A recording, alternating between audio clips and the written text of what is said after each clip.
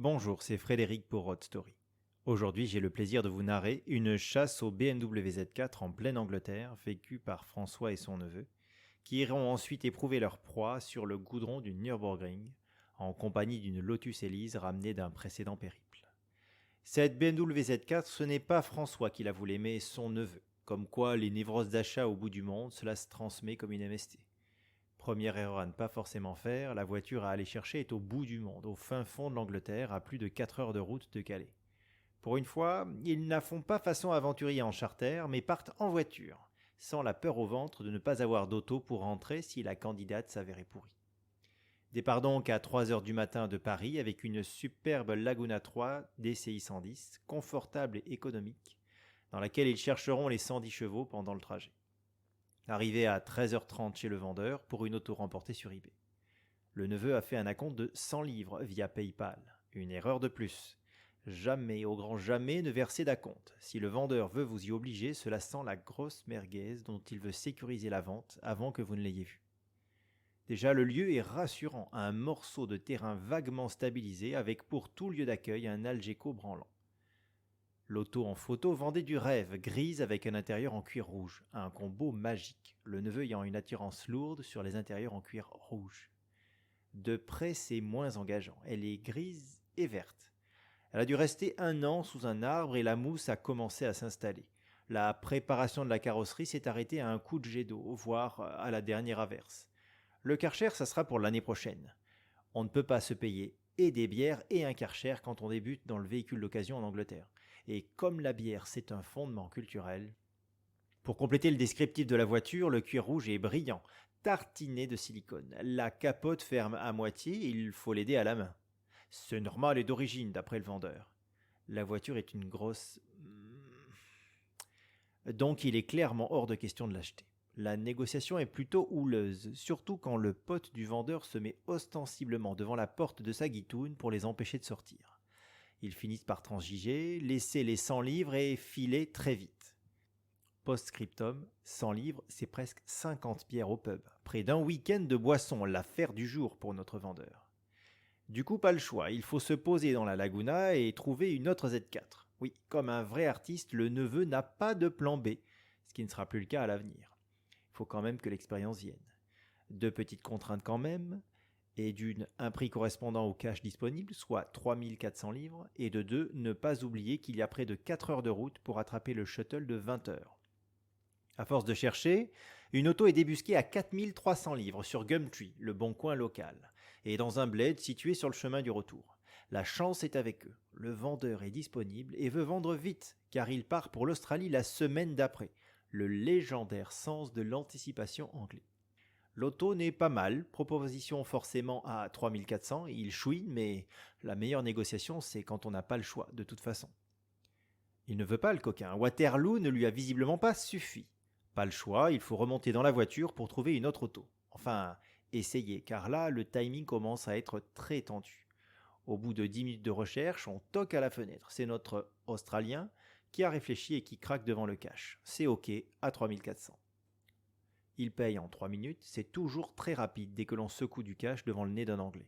Ne reste plus qu'à faire ronfler la Laguna qui a bien du mal à suivre le Z4. Le Z4 est plutôt sympa, mais comme quasi tous les Z3 et Z4, ses cylindres blocs de train avant inférieur sont cuits. Donc la voiture est très très floue au-dessus de 130, alors à 180. Et comme il faut toujours optimiser les retours, ils doivent passer à Lille récupérer une voiture à pédales qui rentre à peine dans la Laguna.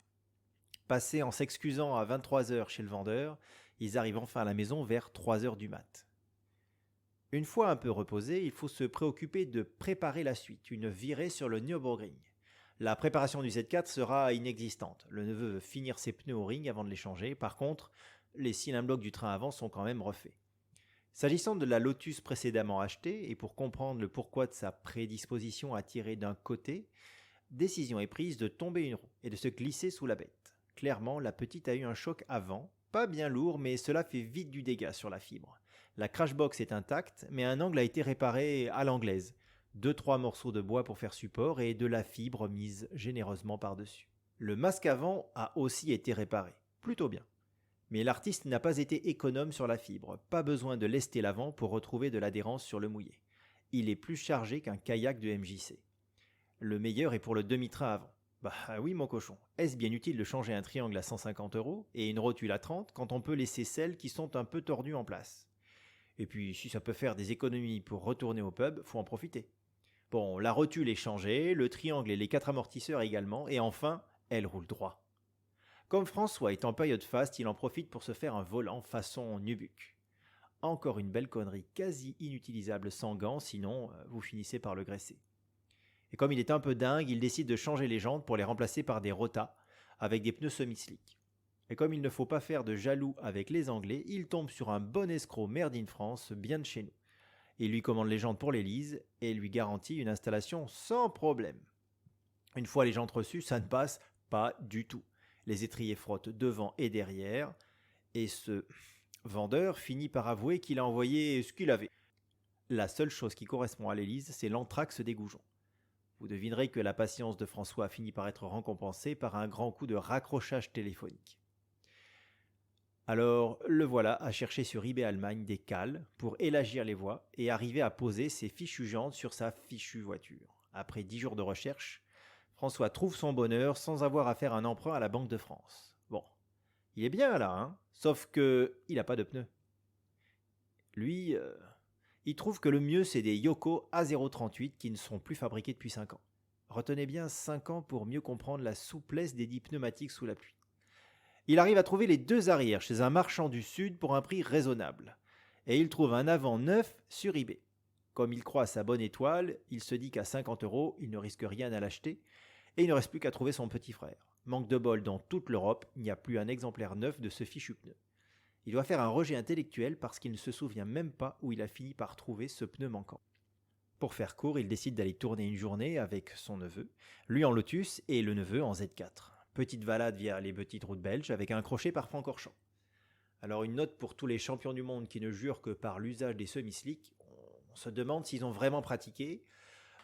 C'est clairement l'enfer. Il y a un bruit de roulement, surtout dans l'hélice, qui ne fait l'impasse totale sur les insonorisants. Pause dodo à côté de Spa, superbe château, la découverte des autos recouvertes de neige au petit matin, départ vers le Nürburgring et un crochet dans un magasin de bricolage pour acheter un cric.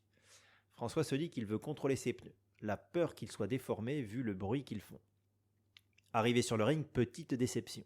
Les constructeurs allemands tournent le matin et la session libre n'est finalement plus que l'après-midi. Histoire d'attendre, ils vont regarder les autos tourner. On est en mai et alors que l'on regarde des SL65 mettre au rouge leur disque, il commence à neiger. Voilà, top la classe, en Lotus Elise série 1, en pneus semi-slick sur la neige sur le ring.